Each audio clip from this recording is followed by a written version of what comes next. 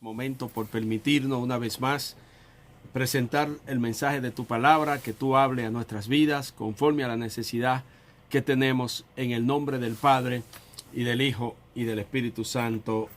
Amén y amén. Vamos a usar como tema en estos instantes los eventos del porvenir. Los eventos del porvenir. Apocalipsis capítulo 11 dice así, desde el verso 1 en adelante. Entonces me fue dada una caña semejante a una vara de medir, y me dijo: levántate y mide el templo de Dios y el altar y a los que adoran en él. Pero el patio que está fuera del templo déjalo aparte y no lo midas, porque ha sido entregado a los gentiles, y ellos hallarán la ciudad santa. Hollarán la ciudad santa 42 meses, es decir, 3 años y medio. Y daré a mis 2 testigos que profeticen por 1260 días, vestido de cilicio. Estos testigos son los 2 olivos y los 2 candelebros que están en pie delante del Dios de la tierra. Si alguno quiere dañarlos, sale fuego de la boca de ellos y devora a sus enemigos. Y si alguno quiere hacerles daño, debe morir él de la misma manera. Estos tienen poder para cerrar el cielo a fin de que no llueva en los días de su profecía. Tienen poder sobre las aguas para convertirlas en sangre y para herir a la tierra con toda plaga cuantas veces quieran.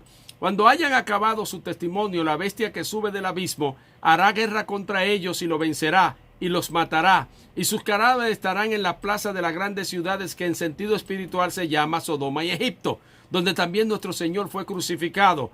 Y los de los pueblos, tribus, lenguas y naciones verán sus cadáveres por 3 días y medio y no permitirán que sean sepultados. Y los moradores de la tierra se regocijarán sobre ello y se alegrarán y se enviarán regalos unos a otros, porque estos 2 profetas habían atormentado a los moradores de la tierra. Pero después de 3 días y medio entró en ellos el espíritu de vida enviado por Dios, y se levantarán sobre sus pies, y cayó gran temor sobre los que vinieron, y oyeron una gran voz del cielo que decía: subid acá. Y subieron al cielo en una nube, y sus enemigos los vieron. En aquella hora hubo un gran terremoto, y la 10ª parte de la ciudad se derrumbó, y por el terremoto murieron en número de 7,000 hombres, y los demás se aterrorizaron y dieron gloria al Dios del cielo.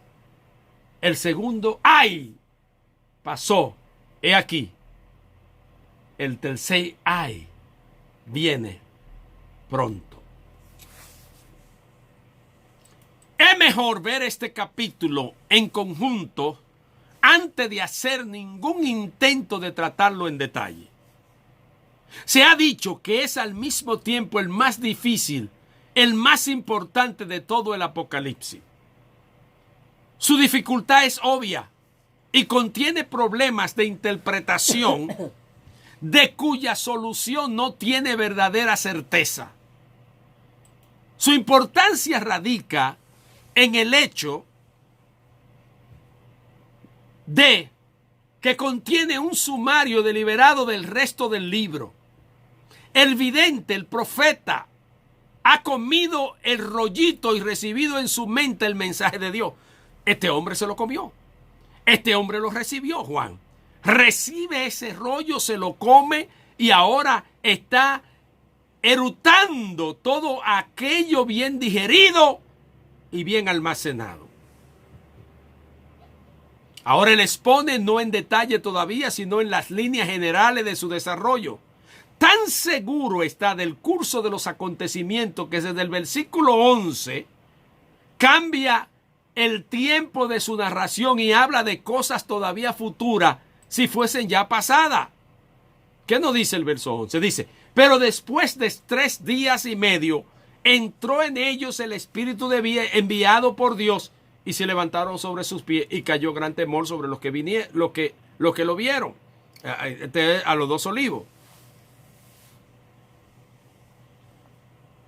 Este recurso literario que caracteriza a los profetas del Antiguo Testamento, despleguemos el esquema de este capítulo, que es también el del resto del libro, la importancia que hay aquí. En los versículos 1 y 2, aquí tenemos la escena de la medición del templo. Como veremos, la medida es estrechamente paralela al sellado y se realiza con un fin de protección para cuanto desciendan sobre la tierra los poderes demoníacos. En el versículo 3 y 6 trata de la predicación de los dos testigos que son los heraldos del fin, los mensajeros de Dios.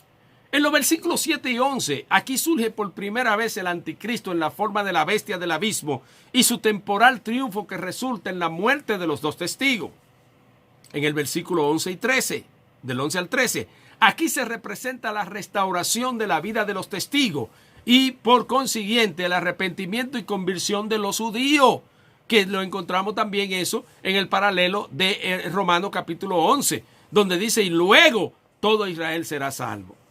En los versículos 14 y 19, por último, tenemos el primer boceto del triunfo final de Cristo, su reinado inicial, el levantamiento de la derrota de las naciones, el juicio de los muertos y el establecimiento del reino de Dios y su ungido. Entonces, cuando vamos entonces al capítulo, se le da al vidente una vara de medir que es como un bastón. La palabra para vara de medir es literalmente caña, como los del bambú de hasta 2 o 3 metros de altura, que eran los que se usaban para medir. La palabra vara representa la unidad de longitud entre los judíos, como era también corriente en España, y equivalía a 6 codos. El codo era originalmente el espacio que va desde el codo hasta la punta del dedo del corazón, que equivale a su vez a 17 o 18 pulgadas aproximadamente, depende el tamaño o lo largo de la persona, del brazo. Así es que la vara eran unos 3 metros aproximadamente. La escena de la medición frecuente en las versiones de los profetas la encontramos en Ezequiel, por ejemplo, en el capítulo 40, verso 3, y dice en adelante, me llevó y he aquí un varón cuyo aspecto era como aspecto de bronce y tenía un cordel de lino en su mano y una caña de medir y él estaba a la puerta. En el versículo 6 dice esto, en Zacarías, en el capítulo 2, verso 1, alcé después mis ojos y miré aquí un varón que tenía en su mano un cordel de medir. En Amós, en el capítulo 7, desde el verso 7 al 9, dice, me enseñó así. He aquí el Señor estaba sobre un muro hecho de plomo, y en su mano una plomada de albañil. Jehová entonces me dijo, ¿ves, Amós? Y dije, una plomada de albañil. Y el Señor dijo, he aquí yo pongo plomada de albañil en medio de mi pueblo Israel, y no la toleraré más. Los lugares altos de Isaac serán destruidos y los santuarios de Israel serán asolados, y me levantaré con espada sobre la casa de Jeroboam. No cabe duda que Juan tendría en mente estas visiones del pasado. Encontramos que la idea de la medición se usa de más de una manera. Se usa como una preparación para edificar o para restaurar y también para destruir. Pero aquí el sentido es para preservar. Para preservar es el sentido aquí. La medición es como el sello que se describe en el capítulo 7, verso 2. El sello y la medición son ambos para protección de los fieles de Dios. Simplemente eso. Y en los terrores demoníacos que han de descender sobre la tierra. El vidente tiene que medir el templo, pero tiene que omitir en su medición el atrio, que es el patio, el atrio exterior, que se le ha entregado a los gentiles. El templo de Jerusalén estaba dividido en 4 atrios concéntricos que convergían, por así decirlo, en el lugar santísimo. Estaba el atrio de los gentiles, escuche bien, es muy importante, donde podían entrar los no judíos, pero más allá del cual no podían pasar bajo pena de muerte.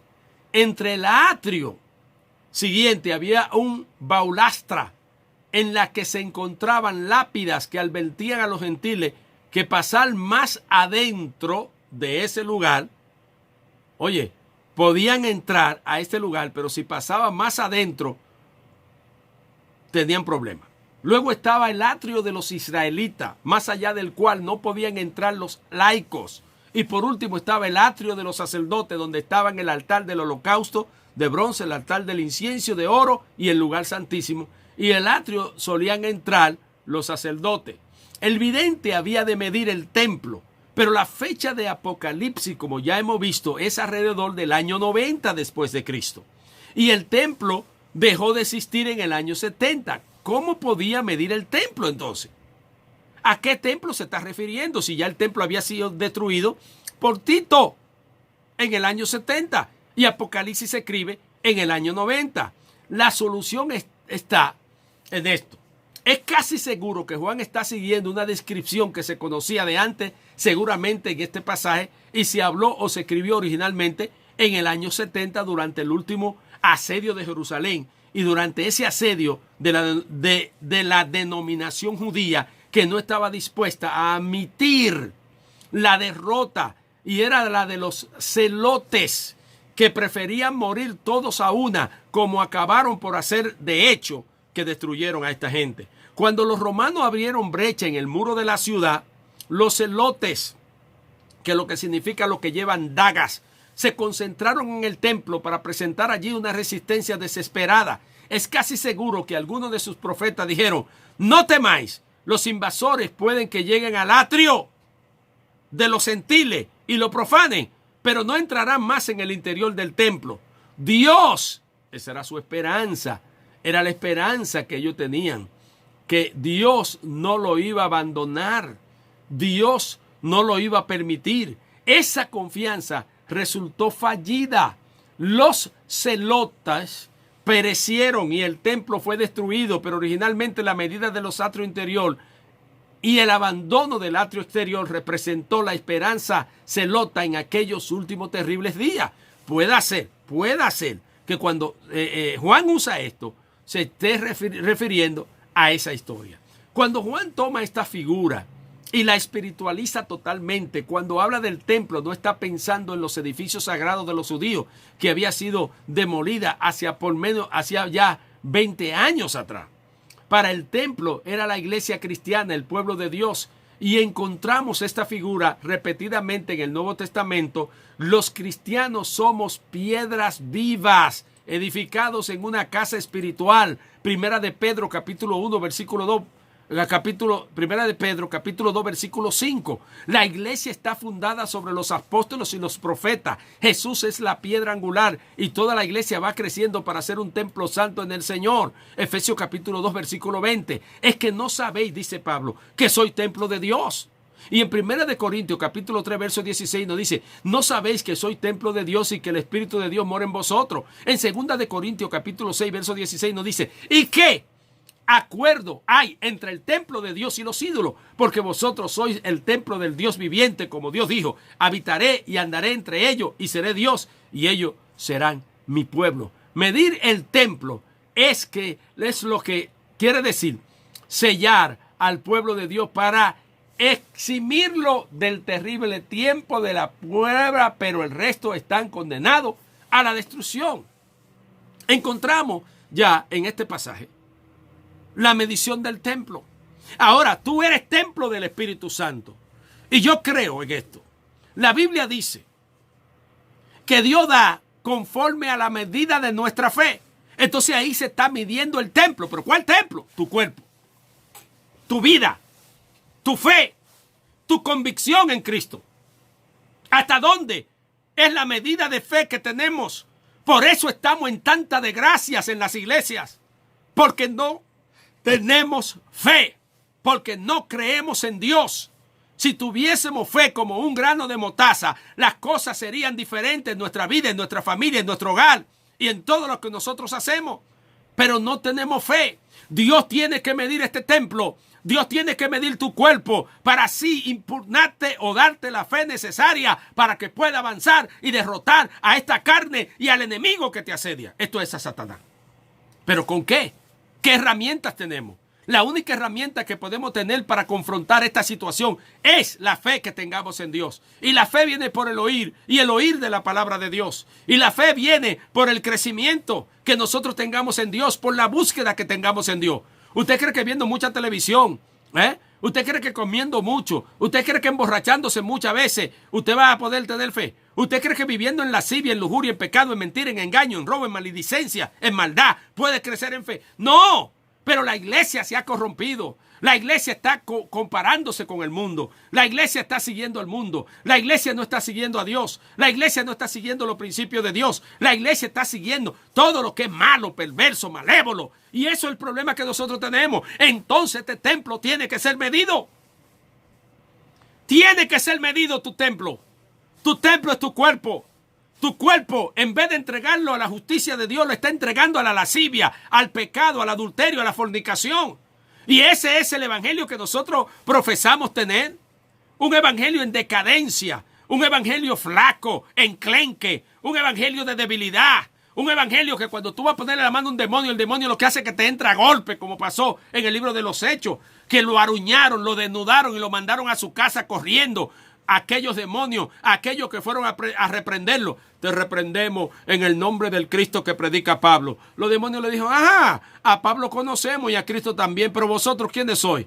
Y le entregaron y le maltrataron y le dieron una paliza. Así hay gente que quiere reprender al diablo con una vida en desastre, con una vida de pecado, con una vida de maldad, con una vida de odio. Arrepiéntete hoy mismo en el nombre de Jesús para que pueda heredar el cielo. Esas fueron las palabras de Juan cuando dijo, arrepentíos y convertíos porque el reino de los cielos se ha acercado. Es el momento que cada uno de nosotros vengamos al Señor. Es el momento que cada uno de nosotros confesemos. Es el momento que cada uno de nosotros confesemos al Dios verdadero, al Dios justo, al Dios real, al Dios que te libera, al Dios que te ama, al Dios que te quiere, al Dios que quiere darte vida eterna, pero tienes que confesarle, tienes que conocerle, tienes que abrir tu corazón, tu mente, tu alma y decir, Señor, heme aquí, y rendirte a los pies de Jesús para que pueda ser una persona bendecida, prosperada y vivir siempre en victoria.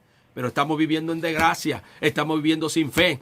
Dios nos está hablando por toda la vía, por todas las señales. No habla por Radio Impacto, no habla en la calle, no habla en el carro, no habla en la casa, no habla en la iglesia. Y como quiera no queremos entender la voz de Dios. Pero déjame decirte que si sigue cerrando el oído, que si sigue endureciendo el corazón, llegará el momento que cuando esté en el infierno no va a haber más oportunidad. Llegará el momento que después que te muera no va a poder resucitar para cambiar la vida. Como aquel hombre que está en el infierno y dijo, Señor, yo tengo 5 hermanos que no quiero que vengan a este lugar de tormento. Después de ser un hombre ateo, rechazando el poder de la palabra de Dios, ya en el infierno era un predicador. Ahora tú quieres ser predicador en el infierno. No, tienes que ser predicador aquí. Y para ser predicador aquí tienes que cambiar tu estilo de vida. Tienes que cambiar tu pensamiento, tus ideales y meterlo a la mente de nuestro Señor y Salvador Jesucristo. Sin Cristo no hay salvación, sin Cristo no hay vida eterna, sin Cristo no hay paz, sin Cristo no hay felicidad, sin Cristo no existe bendición.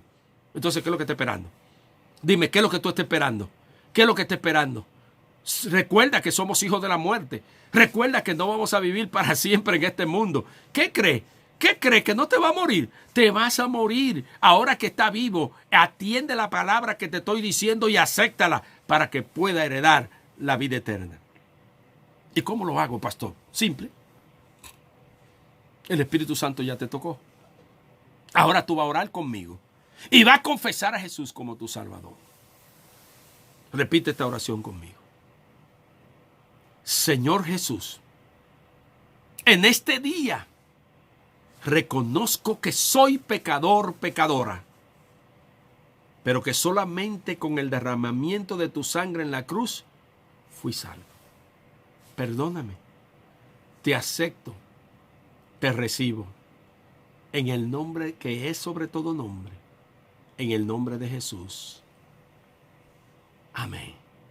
Padre, yo oro por todas esas personas que en estos momentos han confesado tu nombre y que te han recibido porque te aman. Gracias. Amén.